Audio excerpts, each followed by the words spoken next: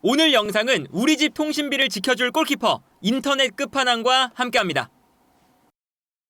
한국 시간으로 목요일 새벽 5시 아스날 홈에서 북런던 더비가 펼쳐지는데 이 경기가 두 팀에게는 정말 중요한 경기죠. 일단 아스날 같은 경우는 리그 2위, 현재 리버풀의 승점 6점이 뒤처져 있는 상태고요. 한 경기를 심지어 더 했습니다. 그렇기 때문에 이런 라이벌 매치이지만 무조건 승리가 필요하고, 토트넘은 당연히 지금 더보기 리그에 있기 때문에 순위를 끌어올리는 게 중요해서 아스날전을 이겨야 돼요. 그리고 이 두 팀이 최근 상황이 좋지가 않죠. 그러니까 아스날 같은 경우는 최근에 브라이튼전 무승부, 그리고 리그컵에서 뉴캐슬전 패배, FA컵에서 맨유전 패배, 최근 3경기에서 좀 안 좋고요. 반대로 이제 토트넘 같은 경우도 이제 리그에서 1무 3패, 정말 최악의 성적을 기록하다가 리버풀전 반등을 하는가 싶더니 오브리그 테머스전에서 또 정말 120분 혈투 끝에 승리를 했잖아요. 그래서 토트넘도 그렇고 아스날도 그렇고 서로의 상황이 지금 현재 분위기 반전이 필요한 상태예요. 근데 이제 물론 최근에는 아스날이 토트넘 원정에서도 승리를 많이 거두고 있거든요. 그래서 북런던 더비의 이 기록을 보면 최근 5경기의 기록이 아스날 기준으로 4승 1무입니다.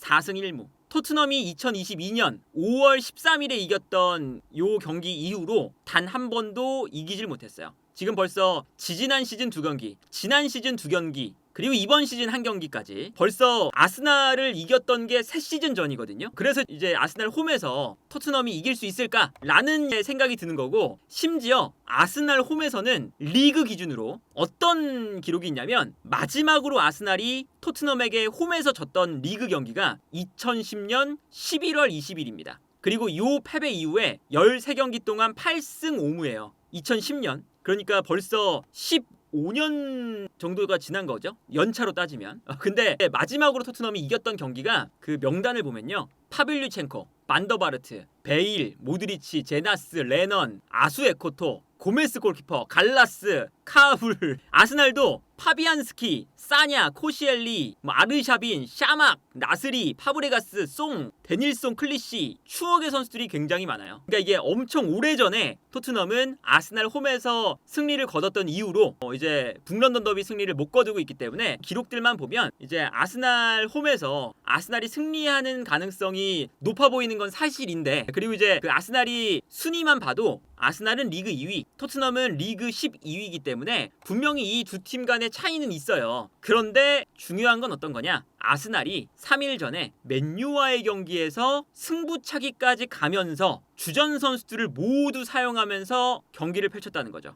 물론 이제 여기서 아쉬운 건, 토트넘이 아스날이 맨유를 만났기 때문에 FA컵에서 오브리그를 만나는 토트넘은 사실 FA컵 대진이 운이 굉장히 좋았던 거거든요. 그러니까 운이 좋았으니까 여기서 테머스전은 로테이션을 좀 돌리면서 조금 유망주들도 많이 넣고, 그러면서 여유롭게 승리를 하고 북런던 더비에 대한 체력을 비축을 하는 그런 것을 좀 생각을 했어야 되는데, 그게 안 됐으니까, 테머스전에도 결국에는 주전급 선수들이 좀 나왔으니까 체력적인 우위가 그렇게까지 토트넘이 많지는 않은 상태다. 근데 이제 요 경기에서 두 팀의 문제는 선발 라인업에 약간 빠지는 선수가 많아요. 두 팀 다. 일단 토트넘 같은 경우에는 로메로와 반더벤, 센터백 라인에 여전히 못 나와서 드라구신과 그레이가 위치를 하고요. 우도기도 부상이기 때문에 스펜스가 왼쪽 풀백에 나오고요. 벤탄쿠르가 못 나오기 때문에 비수마가 수비형 미드필더로 나와요. 근데 비수마가 특히나 120분 풀타임을 뛰었죠. 테머스전. 그리고 오른쪽에 있는 포로도 120분 풀타임을 뛰었습니다.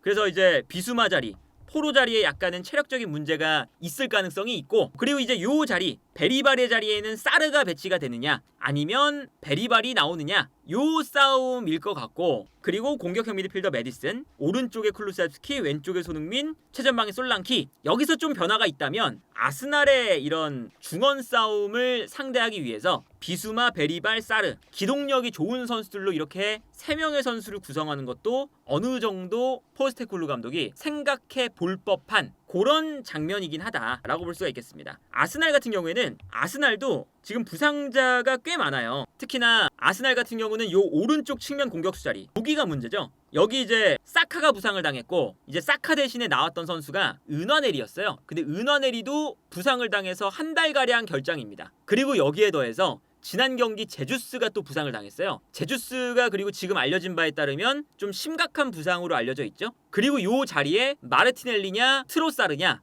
아니면 스털링이냐 3파전입니다.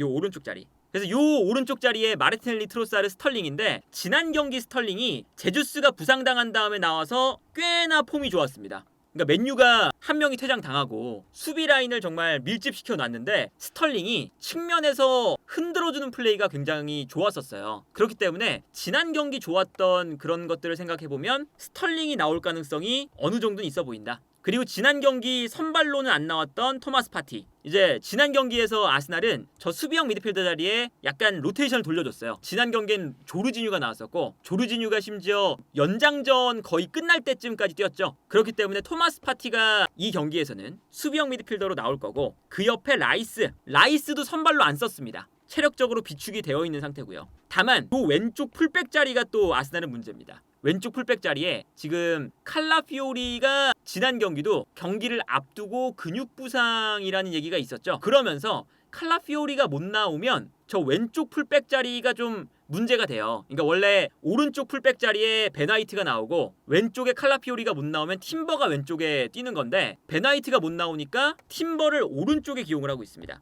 그래서 칼라피오리가 못 나오면 진첸코냐 스켈리냐 싸움인데 최근에는 진첸코보다 루이스 스켈리가 먼저 나와요.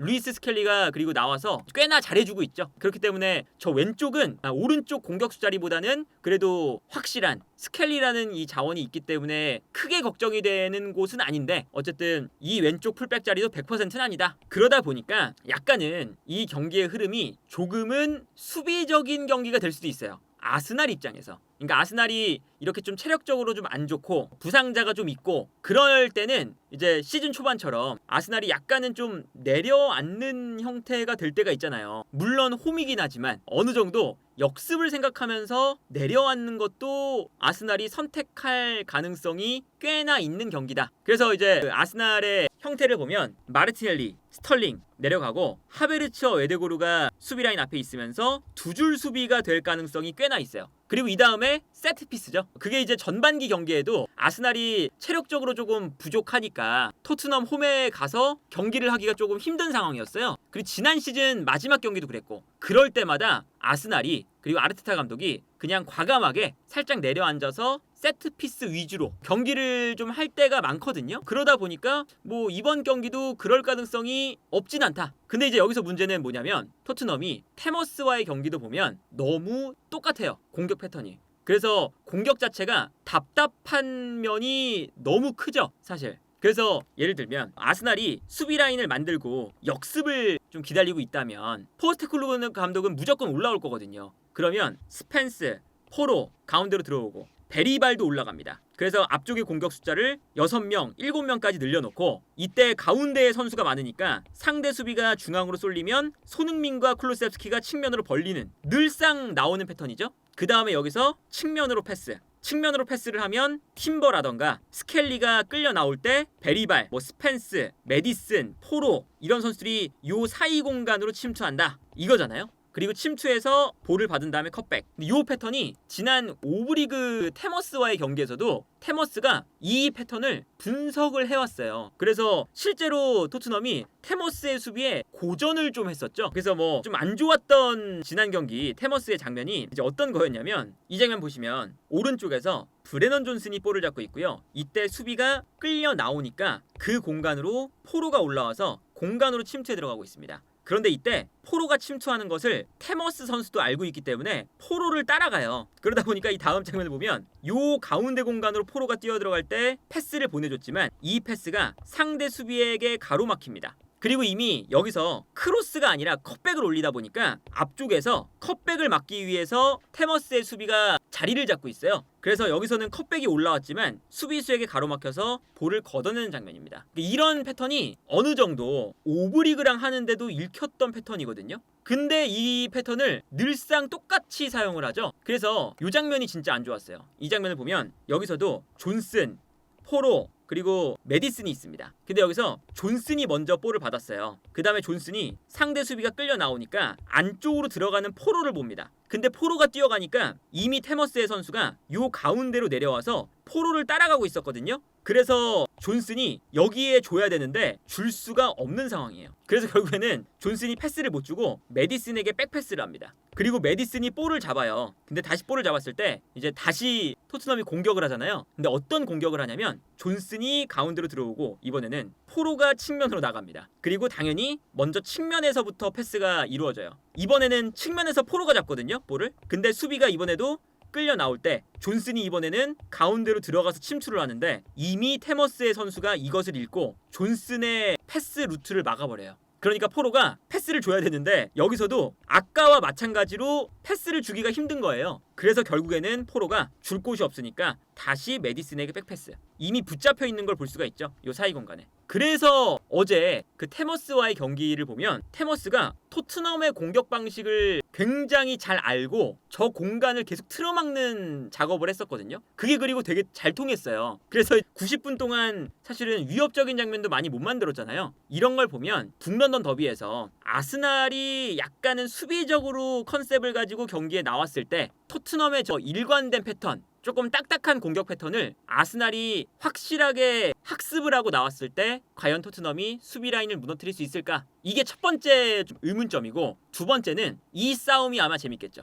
포로나 스펜스가 올라왔을 때 뒷공간으로 뛰어들어가는 마르티넬리와 스털링 vs 포로와 스펜스, 요 싸움이 아마 재밌을 거예요. 특히나 그 테머스와의 경기에서도 포로가 일단은 120분을 뛰었습니다. 그래서 체력적으로 좀 지쳐있는 상태겠죠? 아무래도. 그리고 마르티넬리도 마찬가지로 지난 맨유와의 경기에서 120분을 뛰었어요. 서로 지쳐있는 상황이거든요. 그런데 여기서 중요한 건 마르티넬리가 일단은 스피드가 굉장히 빠른 선수라는 거죠. 그러니까 이제 왼쪽에서는 그래도 스펜스가 스피드가 있으니까 스털링의 스피드를 스펜스가 어느 정도는 따라갈 것 같은데, 포로 쪽에서는 포로가 과연 마르티넬리의 스피드를 따라갈 수 있을까의 의문이 좀 들어요. 그러니까 뭐 지난 테머스와의 경기에서도 어떤 장면이 있었냐면 그 테머스의 왼쪽 측면 공격수가 테머스 축구에서 에이스더라고요. 그 선수가 굉장히 작지만 빠른 스피드를 가진 선수였죠. 에노스라는 선수. 근데 그 선수가 포로의 뒷공간을 노릴 때 포로가 그 선수에게 돌파를 허용하는 장면들이 많았습니다. 그 선수의 이제 직업이 자라 매장 직원이었죠. 이 장면을 보면 포로가 공격을 할 때 가운데로 약간 들어와 있었어요. 근데 늘 이 포로의 문제가 가운데로 들어와 있을 때 오른쪽 공간이 빈다는 거죠.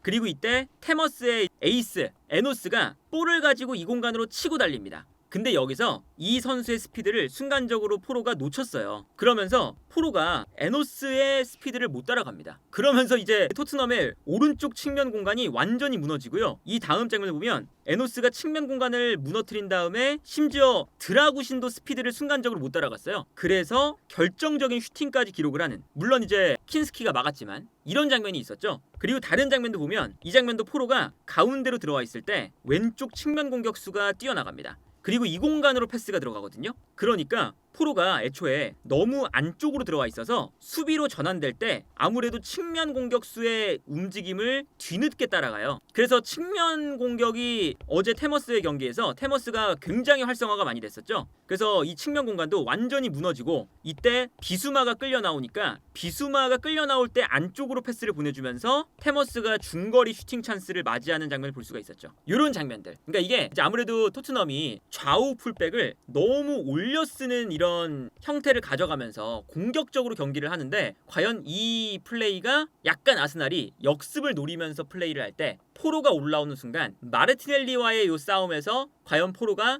스피드를 따라갈 수 있을까? 그런 측면에서 생각해보면 왼쪽 측면 공격수 자리에 트로사르냐 마르티넬리냐 요 이제 선발 경쟁이 될 텐데, 아마도 아르테타 감독은 포로의 이 뒷공간이 취약하기 때문에 트로사르보다는 마르티넬리를 선발로 기용할 가능성이 높지 않을까. 그리고 마르티넬리가 나왔을 때 더 이 공간을 무너뜨릴 확률도 올라가지 않을까. 이게 일단은 이제 북런던 더비의 가장 또 중요한 포인트 중에 하나라고 할 수가 있겠고요. 그리고 이제 뭐 당연하게도 왼쪽 라인에서 스펜스와 스털링의 이 싸움도 일단은 중요해요. 하지만 뭐 스펜스가 최근의 모습을 보면 살라도 잘 막았었기 때문에 스펜스가 정말 과도하게 올라가지 않는 이상은 스털링을 그래도 잘 막을 수 있는 능력은 갖췄다. 그리고 이제 여기서 또 문제는 연쇄적으로 어떻게 발생하냐면 풀백들이 너무 공격에 많이 가담을 하니까 공간이 열릴 때 오히려 수비형 미드필더가 측면을 커버하러 움직여요. 그러면 2차적으로 미드필더 라인이 비게 되죠. 이게 요 싸움에서 웨데고르를 놓칠 수도 있다. 이게 이제 또 핵심이거든요. 최근에 이렇게 실점을 했던 장면이 노팅엄 포레스트전이 있습니다. 이 장면 보면 솔랑키가 있고요.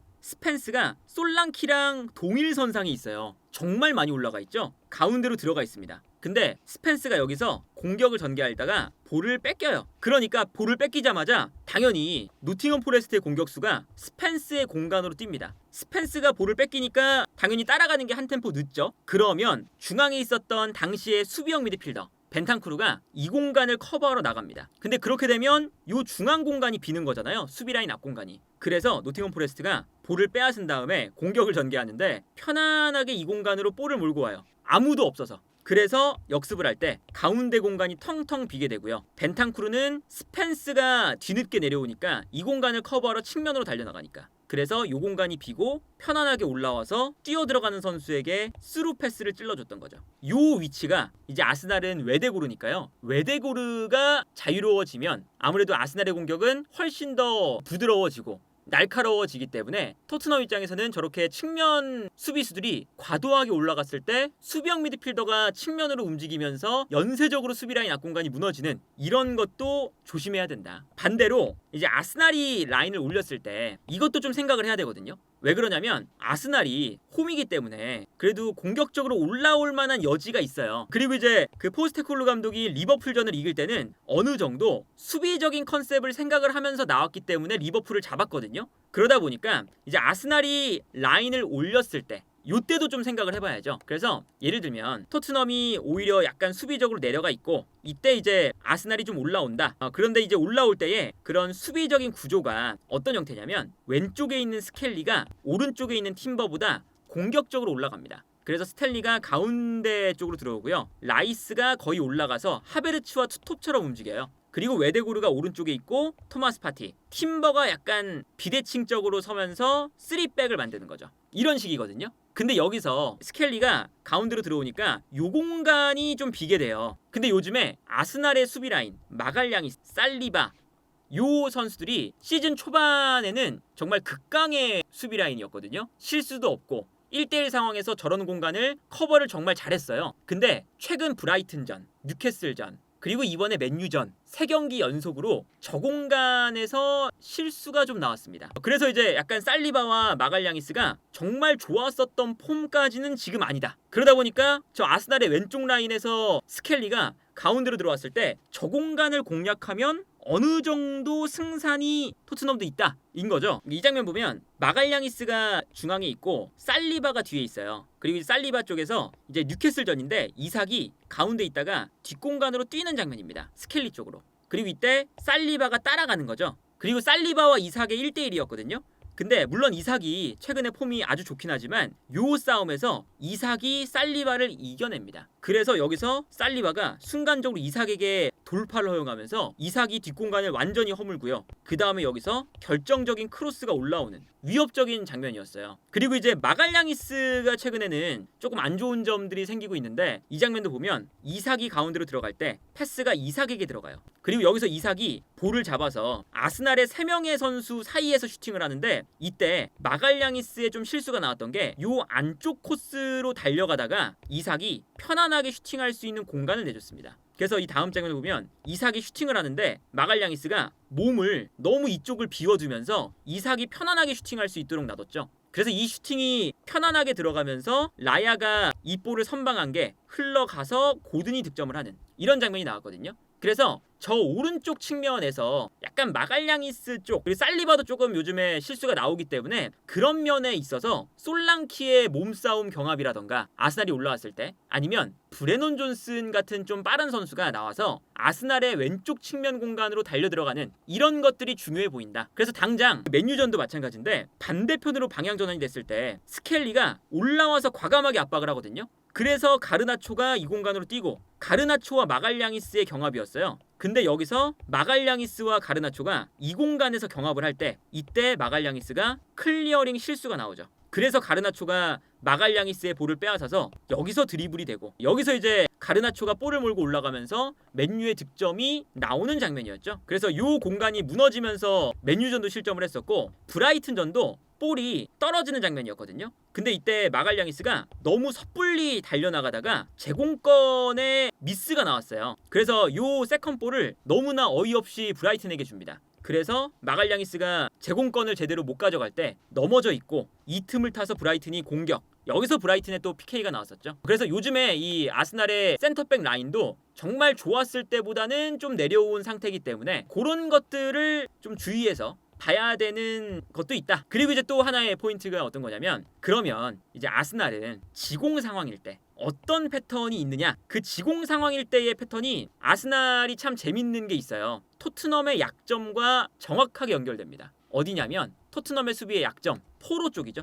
어떤 형태냐, 왼쪽에 웨데고르가 있기 때문에 아스날의 공격은 웬만해서는 웨데고르, 팀버 아니면 스털링이 아니라 트로사르가 나오든 요 오른쪽에서 전개가 돼요. 그래서 오른쪽에서 공격을 할 거고, 아마 손흥민 선수도 많이 내려와서 수비를 도와줘야 됩니다. 오른쪽 라인이 아스날은 핵심 공격 지역이기 때문에. 근데 여기서 이제 어떤 면이 있냐면, 사카가 있다면 더 좋은 장면들이 나오겠지만 스털링이 볼을 몰고 들어가면서 수비를 본인에게 쏠리게끔 만들어요. 그리고 이때 웨데고르가 수비가 뒤로 물러날 때 약간 요 하프 스페이스 위치에 공간이 생기죠. 그러면 여기서 스털링이 웨데고르에게 패스를 줍니다. 그리고 이때 어떤 점이 중요하냐, 스털링, 웨데고르, 팀버 이쪽에서 공격이 진행이 되니까 수비가 한쪽으로 쏠리잖아요. 그러면 웨데고르가 여기서 볼을 잡은 다음에 어떤 플레이를 보여주냐면, 박스 안으로 들어가는 하베르트, 마르티넬리, 라이스를 보거든요. 근데 여기서 보통 이 반대편에 공격형 미드필더인 웨데고르가 있는 반면 왼쪽에는 라이스, 메리노, 약간 오른쪽에 비해서 반대편에 있는 미드필더가 플레이메이커보다는 조금 키가 크고 약간 피지컬이 좋은 그런 선수가 있는 이유가 있어요. 왜 그러냐, 박스 안에 하베르츠, 마르티넬리 이런 선수들이 침투에 들어갈 때 가장 반대편으로 라이스가 뜁니다. 그러면서 웨데고르가 반대편으로 뛰어들어가는 선수에게 크로스를 올려줘요.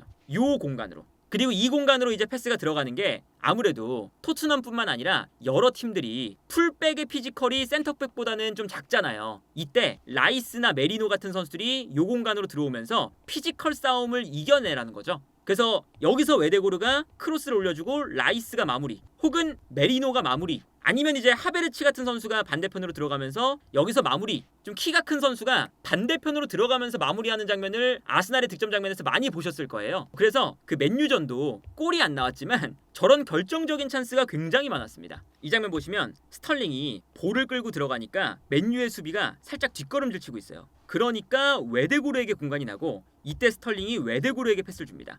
그리고 웨데고르가 볼을 잡을 때 보시면 마르티넬리, 그리고 하베르츠, 미드필더인 라이스가 뛰어들어가고 있어요. 여기가 중요한 거거든요. 라이스가. 그러니까 웨데고르가 플레이메이커인 반면에 오른쪽에 라이스는 플레이메이커 성향보다 박스 안으로 들어가서 피지컬로 하는 타입이에요. 그러다 보니까 웨데고르가 볼을 잡아서 반대편을 바라볼 때 하베르츠, 웨데고르, 마르티넬리가 뜁니다. 그리고 요 공간으로 패스가 떨어지죠. 그리고 이때 라이스가 뛰어들어가는 순간적으로 어제 오른쪽 윙백을 봤던 가르나초가 라이스를 못 따라갔어요. 그러다 보니까 뛰어들어가는 라이스에게 그대로 크로스, 여기서 라이스의 결정적인 헤더. 이게 만약에 뛰어들어가는 선수가 라이스, 메리노, 하베르츠고 이걸 막는 선수가 포로라면, 그러면 저기서 문제가 생길 가능성이 아주 높겠죠. 근데 이런 장면이 한 번 나오는 게 아니라 계속 나옵니다. 이 장면도 스털링이 볼을 끌고 들어가다가 수비가 뒷걸음질 치니까 웨데고르에게 공간이 나고 이 공간으로 패스를 보내줍니다. 그리고 웨데고르가 또 볼을 잡을 때 이번에는 하베르츠, 라이스, 마르티넬리가 또 들어가요. 그리고 여기서 웨데고르가 이제 크로스를 올리는데 아까랑 똑같은 장면이잖아요. 이때 하베르츠가 뒤로 돌아뛰면서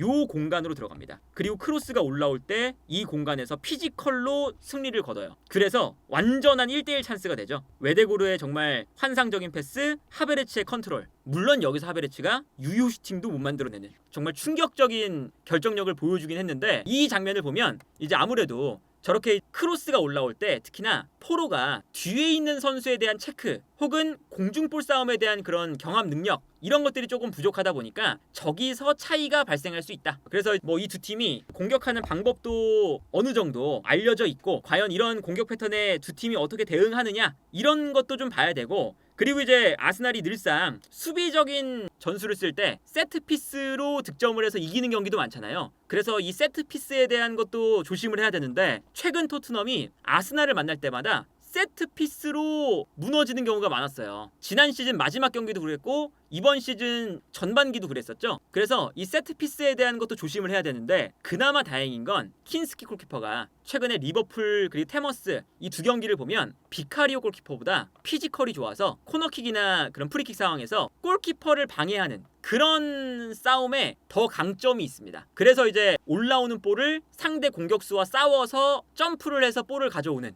이런 것들을 그래도 킨스키 골키퍼가 최근에 몇 경기 보여줬거든요. 그래서 세트피스에서는 지난번 경기들보다는 조금은 나아지지 않을까, 토트넘 입장에서. 그래서 어쨌든 이 경기가 두 팀 모두가 무승부를 하면 아쉽거든요. 둘 다 이겨야 되는 경기예요. 아무래도 토트넘은 만약에 이 경기를 못 이기면 맨유에게 역전당할 수 있고 웨스트햄에게 역전당할 수 있습니다. 그러면 순위가 14위까지 떨어질 수 있어요. 반대로 아스날 같은 경우는 노팅엄 포레스트와 승점이 똑같으니까 이 경기를 지면 노팅엄 포레스트에 역전당하고 리버풀과의 승점 차는 벌어지고, 그리고 최근에 이제 브라이튼, 뉴캐슬, 맨유 요 세 경기가 성적이 안 좋았기 때문에 아스날 입장에서는 무조건 또 분위기 반전을 위해서 승리해야 되는 경기죠. 홈 북런던 더비니까. 그래서 요 경기가 일단은 아주 이 두 팀 입장에서 아르테타, 포스테코글루 두 감독에게 벼랑 끝 승부, 그리고 이 두 감독에게 정말 두 감독의 비판 여부 이런 것들이 많이 결정될 수 있는 경기가 되지 않을까 싶습니다.